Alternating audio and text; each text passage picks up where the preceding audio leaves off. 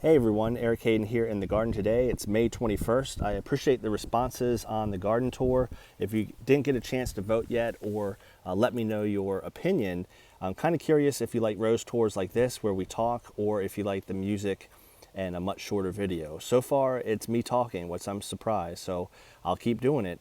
This is Gemini. This is not the same bloom that I showed you the other day, and that's going to be the point of this video. Some blooms open faster than others, and you'll kind of learn that in the garden. And I tend to buy exhibition roses, which open more slowly. But even with the warmth we've had, they can go, quickly to an open bloom, which is really pretty from afar. But I'm seeking roses like the one there on the left that take a little more longer to open, and they have that form much longer. So very, very pretty rose. That is Gemini. We of course showed you Veterans Honor the last couple days. Again, this takes a long time to open. A beautiful red rose. When it does open, it looks like that. And this is with no covering, no pampering. Obviously I spray the roses for the disease and so forth, especially black spot, but overall they're looking really, really good. Before I show you Marilyn Monroe and an awesome Ring of Fire, this is going to be the next rose I'm going to show you. It's not quite ready yet. This is Sunny Sundays. Really, really pretty coloring on this. And this will probably be open in the next couple days. I'll certainly share that with you. So I obviously have a lot of roses. For somebody getting started out, I always recommend to start with a small number because it's easier to manage. But I do recommend getting a variety. Even if you just start with 6, then you're going to have longer, a longer period of blooms in the garden. This is Hot Princess. It's a florist rose, so it might not have the best disease resistance, but what a pretty pink coloring. So to the point of getting a variety of roses, if you just have a couple, like a Veterans Honor and a Hot Princess, or I would recommend Veterans Honor and Gemini as 2 to start off with. And then you add a couple more to that, based on usually the petal count. Lower amount of petals will open quicker. A heavier petal rose will open slower. You're going to have a nice variety of blooms in your garden, so they don't just open at the same time. This right here is one that's just starting to open up. This is Zach Noble's. It is got a little bit more orange to it. This is a sport of Let Freedom Ring. I'm trying to focus this. So this is Zach Noble's, and it sported from this rose, which is Let Freedom Ring, and you can tell the difference. Let Freedom Ring, the original, is a red rose. So very, very pretty there. So to the point on the garden, again, get a variety of roses. So I get, a couple that are going to open slower, a couple that open faster, and then I always like to include a few fragrance ones, and the colors. So if you just get a variety of roses, you're going to have a variety of colors, and then some that smell and don't. So you can't beat this bloom. This is just looking just outstanding. This hasn't been covered. It hasn't been modified or anything. This is Ring of Fire. So if you want a nice orange rose, this is one to get.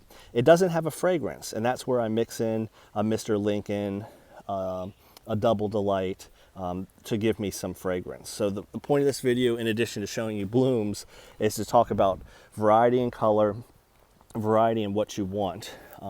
This is Cajun Moon, in terms of colors, fragrance, and also how the blooms open in terms of speed. Here's Marilyn Monroe. I showed you, I think, this one yesterday, and it was in this form right here. So very, very symmetrical and looking good. And then it will go from that, well, really, the bud stage, and a couple days later it'll go to that. And it might stay like that for a day or 2, and then eventually it progresses to a nice open bloom.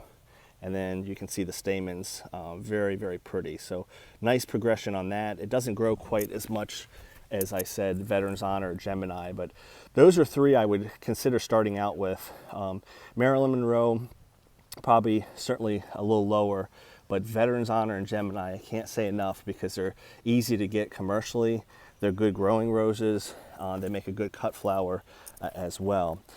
We showed you this yesterday, Mr. Caleb, very, very nice red rose. So let's talk about fragrance.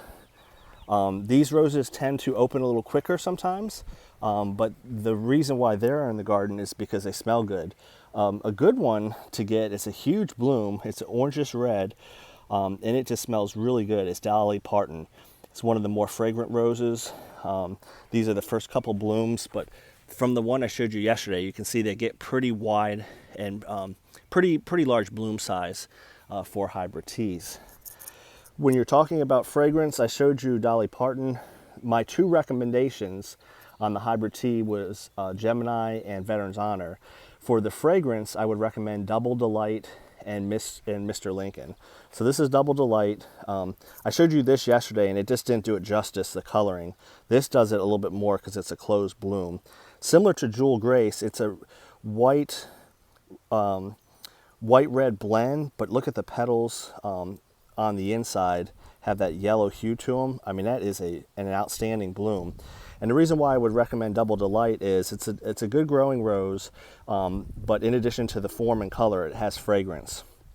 So often it's hard to get a rose that has all three. That Ring of Fire I showed you, outstanding form, outstanding color, no fragrance. So Double Delight is a favorite because it's got color, it's got form, and it also has good fragrance. I don't have any examples yet. This is Mr. Lincoln, it's coming along. That would be my, it could potentially be my favorite fragrant rose. It's a good growing rose. The bloom opens quickly, so a little harder as a cut flower, but you can certainly do it. But you put one of those in your bouquet and it will just knock people away.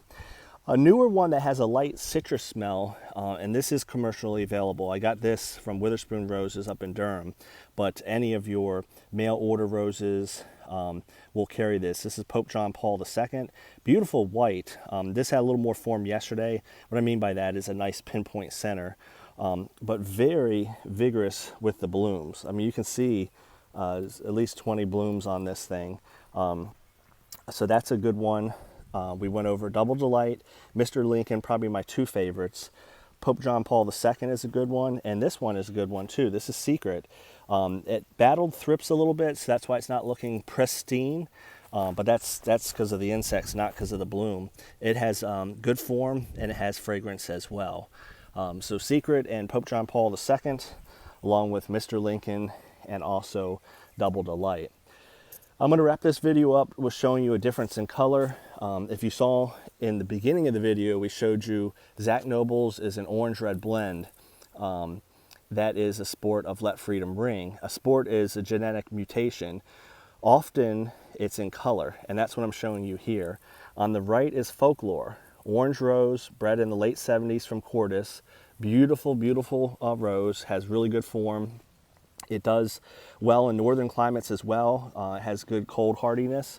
Down south, it's so vigorous, sometimes it can almost act like a climbing rose later in the season, but long stems, real good foliage. Still, you can get this rose. It might be a little harder, but it's definitely an older one. But you can see each one has form, just a good growing rose. So that's Folklore. On the left, contrast that with European Touch. That is the sport of Folklore, the genetic mutation. It looks the same leaves, same growth habit. Sometimes the sport might not grow quite as well, but by and large, they are the same except one thing. In this case, it's a color sport. Look at the coloring difference between the orange original Folklore and the apricot color. Let me see if I can zoom in and not get my shadow. The apricot color of European Touch. This was actually rooted from my father's original bush. He had the original European Touch in Maryland. It was one of the first roses I grew in New York from 2013 to 2016. We moved and brought the original back to my dad's house. And then I took a cutting from it, and that's what created this. So this is a clone of the original European Touch. And then one day I walked out and I saw an orange rose on European Touch. Sometimes the sport will revert back. So what I mean by that is all of them are apricot except one was orange, and I knew it had reverted back to Folklore. I was able to root that, and I have a copy from European Touch of Folklore. Hopefully that makes sense, but the bottom line to get out of that is it's a sport. That's the original in orange, and the sport is European Touch and apricot. So I see we're approaching 10 minutes. I know you love roses, but that could be a bit much for length of video. So we're gonna wrap things up. I'll end you with an open bloom of Ring of Fire. This rose is outstanding. It does tend to open pretty quickly. So it goes from, an ideal textbook picture form like that. And then usually by the end of the day, it will open up to something more like that. Very, very beautiful. Tomorrow is the big day in the garden. We have our Eastern North Carolina Rose Society taking a tour. I plan to get some video and show you what it's like to be a member of a local society. I wasn't able to grow roses like these on my own. It certainly came with tips and suggestions from my dad and good friends and local rose societies. So wherever you're watching this from, you probably have a society near you. Certainly consider joining it. Not all roses are perfect. You've got bug issues, insects. Even in the beauty of this garden, there's challenges that I have.